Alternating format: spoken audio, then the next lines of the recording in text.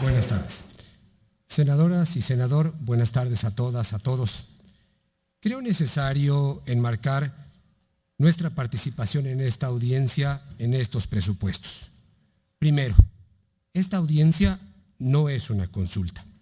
El proceso que ustedes seguirán para elegir a la persona que encabezará la Comisión Nacional de los Derechos Humanos es casi idéntico al realizado hace 10 y 5 años, lo que significa que ignoraron el mandato de la Reforma Constitucional de Derechos Humanos de junio de 2011, que textualmente dice en el artículo 102, apartado B, la elección del titular de la presidencia de la Comisión Nacional de los Derechos Humanos se ajustará a un procedimiento de consulta pública que deberá ser transparente. Aún así, algunos y algunas de ustedes pueden pensar que la exigencia de consulta es una excentricidad de los defensores y defensoras de derechos humanos. Pero la exposición de motivos de la misma reforma constitucional dice lo siguiente, y cito textualmente: también se considera necesario hacer algunos ajustes para garantizar la participación de la sociedad civil en la designación de los titulares de los organismos de protección de los derechos humanos. Fin de la cita. En pocas palabras, creo que renunciaron a lo que este mismo cuerpo legislativo aprobó hace poco más de 3 años. Planteado lo anterior, se deben preguntar: ¿por qué estoy aquí? Estoy aquí por la responsabilidad que tenemos las organizaciones civiles para que la CNDH funcione, y no tanto porque confiemos plenamente en ustedes. Paso entonces a responder las preguntas que nos formularon en la invitación a esta sesión. Los retos que debe enfrentar la Comisión Nacional. El primer reto es garantizar la autonomía e independencia, principios que desde 1999 la Constitución otorga a la CNDH, los cuales deben arrancar desde el momento mismo de la elección. Entonces, el primer paso tendría que ser elegir a una persona que no provenga de ningún área del gobierno federal o gobiernos locales, pues a los integrantes de estos deberá exigir el cumplimiento de los derechos humanos. Tampoco alguien vinculado orgánica y públicamente a un partido político, y menos cuando éste gobierna. El segundo reto sería que la institución trabaje incansablemente para transformar la actual crisis de derechos humanos. Esto significa tener una visión estratégica, trascender los casos individuales para hacerle frente a las causas de los problemas de derechos humanos sin hacer concesión alguna a quienes violen los derechos humanos, sean las Fuerzas Armadas o el titular del Ejecutivo Federal. Un tercer reto es transformar la institución para dotarla de una dinámica de trabajo diferente. A la CNDH, en sus orígenes, se le imprimió la lógica del Ministerio Público y por tanto funciona empujada por las quejas que se le presentan y las pruebas que se le acerquen.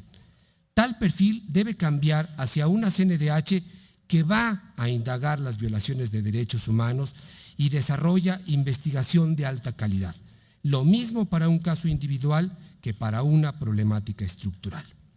Un cuarto reto es darle relevancia a la defensa y protección de los derechos económicos, sociales, culturales y ambientales.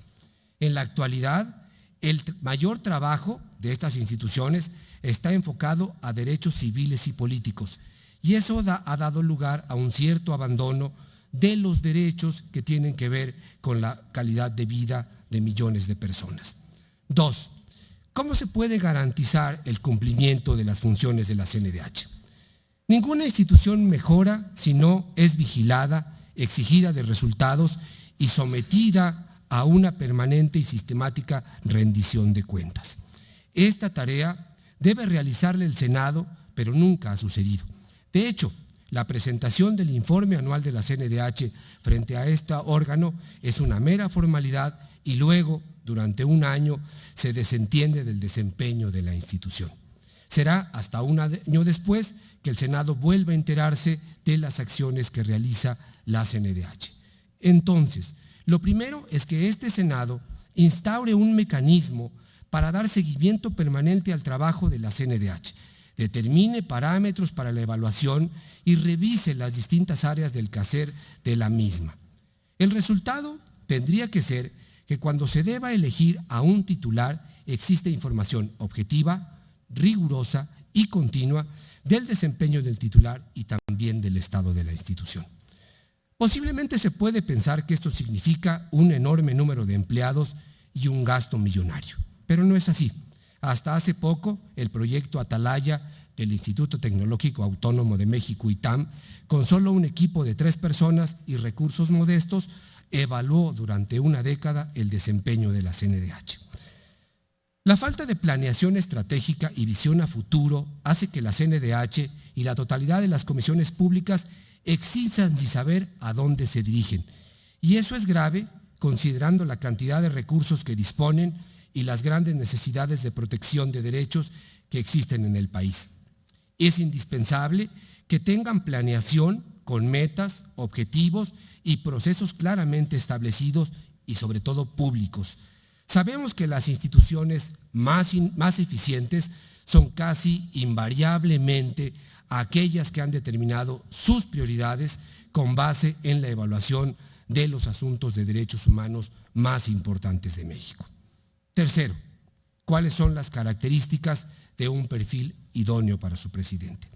Hace 5 años, colegas de ustedes eligieron al actual presidente de la CNDH y esa elección, que no contó con respaldo de la sociedad civil, propició un mayor alejamiento ciudadano y el actual descrédito de la institución. Espero que el Senado aprenda la lección del costo que se paga por elegir a una persona que no cuenta con la legitimidad entre la sociedad civil y que en cambio puede tener múltiples nexos con grupos de poder.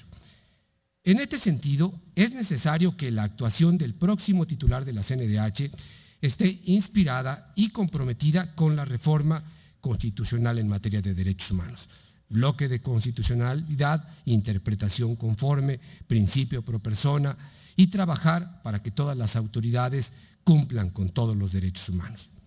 En una situación de crisis se requiere de una persona con el valor y el conocimiento para señalar con todas sus letras una ejecución extrajudicial, una desaparición forzada o la devastación del territorio de un pueblo indígena y actuar en consecuencia. El titular de la CNDH debe tener muy claro que la crítica es intrínseca a cualquier responsabilidad pública y más si se trata de la institución que pugna porque el ejercicio pleno de los derechos humanos avance de manera constante y progresiva. Esto significa mantener una relación permanente con las organizaciones que efectivamente laboran en la defensa de los derechos humanos, colaborar de manera conjunta y estar abierto a recibir sus críticas para mejorar el quehacer institucional. Otra perspectiva de este mismo asunto tendría que ver con el Consejo, instancia actualmente inoperante. Esto supondría abandonar la práctica de proponer y cabildear en favor de consejeros afines y acríticos para dar paso a una integración plural que haga posible que el Consejo se erija en un contrapeso que impida un gobierno autocrático en la CNDH. La ley de la CNDH establece como un requisito para presidir la institución, y cito, tener preferentemente título de licenciado en Derecho. Y ese preferentemente es una alerta contra las estrechas visiones de mera legalidad, que dejan fuera la comprensión de un contexto concreto e insatisfecho el resolver la conflictividad social que vulnera derechos. Por tanto, es necesario que el titular cuente con una perspectiva jurídica y por igual con una capacidad para visualizar políticas públicas de largo aliento. Muchas gracias. Muchísimas gracias, maestro Cortés.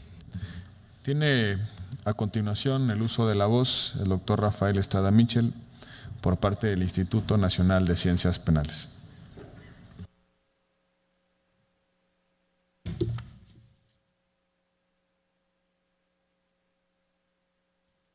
Muchas gracias.